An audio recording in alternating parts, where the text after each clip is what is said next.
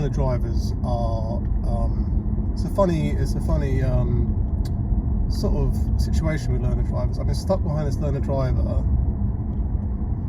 for about 20 minutes now, and I just get so angry at them. I was stuck behind 3 learner drivers at one point earlier, and you just sort of think, why are you so slow? Why aren't you doing everything correctly? Like, when the light turns green, just go, like hurry up and go. But it's quite a unique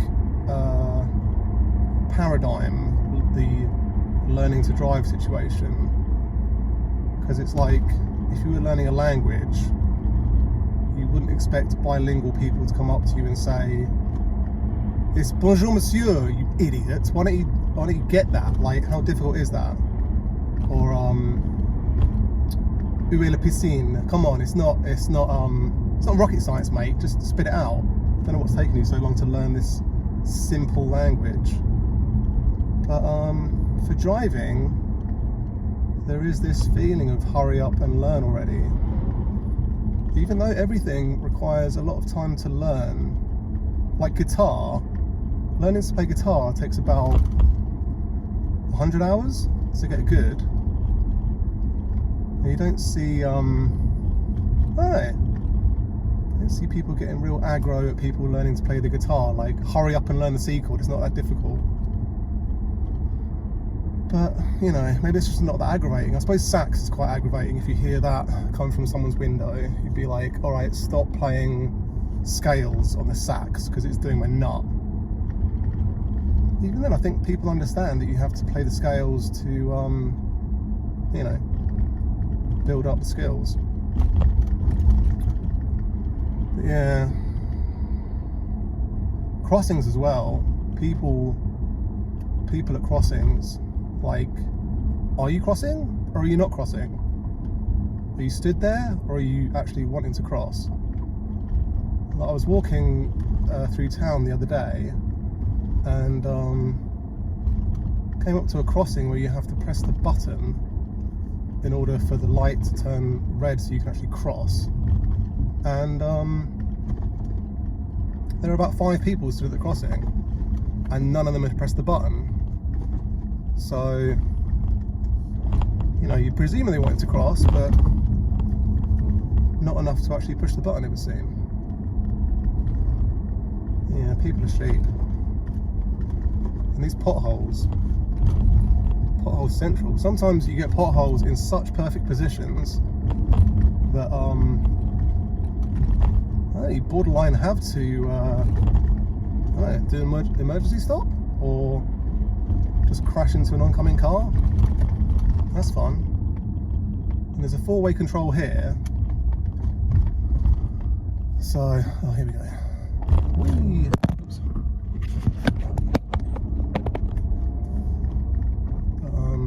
Yeah, another pothole, thank you. A lot of workmen around. Not much work being done.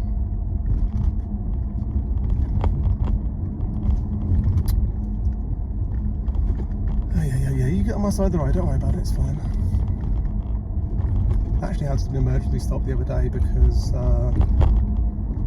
it's coming on a blind corner at 50 miles an hour, and someone was coming the opposite way on my side of the road to get past a cyclist, and I don't know, I guess he thought it was a good idea. Nothing could possibly go wrong. I had my little boy in the back of the car as well, so that was fun. I had to do a little emergency stop there. Couldn't believe it. It was about 5 to 8 in the morning. I don't know what these people think.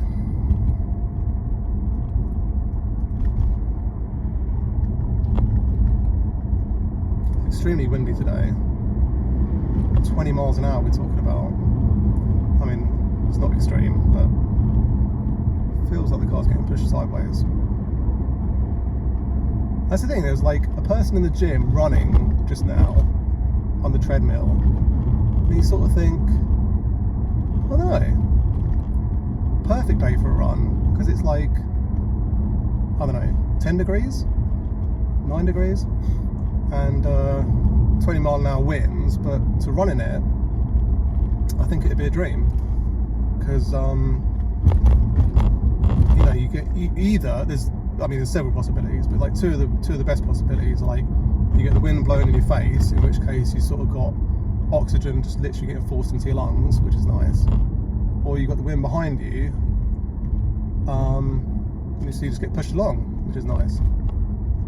Obviously there is the possibility to get pushed sideways, but either way, a lot of wind. It seems whenever there is wind, it's either, well, it's almost always pushing, it's always in your face. That's the main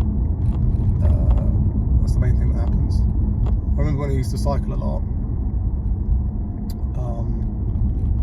Yeah, so many times I got the wind in my face, like pushing me backwards, making it extremely difficult to cycle, and I'd be like shouting at the wind to fuck off, and it never did. That's the tragedy. Yeah, screaming into the wind. Got so angry. I feel like I treat a lot of situations just with anger.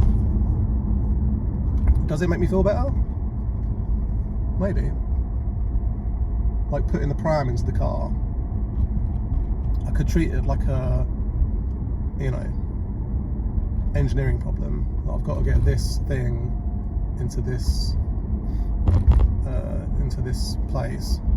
What's the best way to do it? I could treat it very scientifically, but I never do. I just sort of use maximum anger and force, and yeah, just chuck it in there.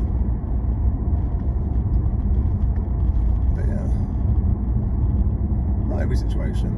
Some situations I'm pretty chilled out.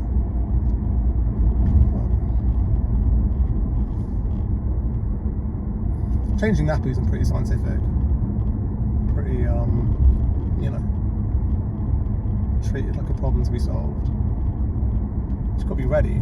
Got to be ready at any moment for him to do a little wee. So you got to be in there and get it under control.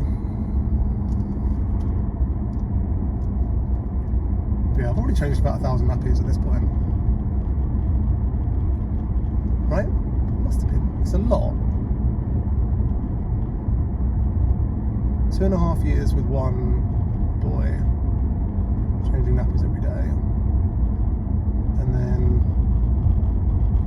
4 weeks with another boy, changing nappies every day. So I'm no good at maths, but it's got to be up there.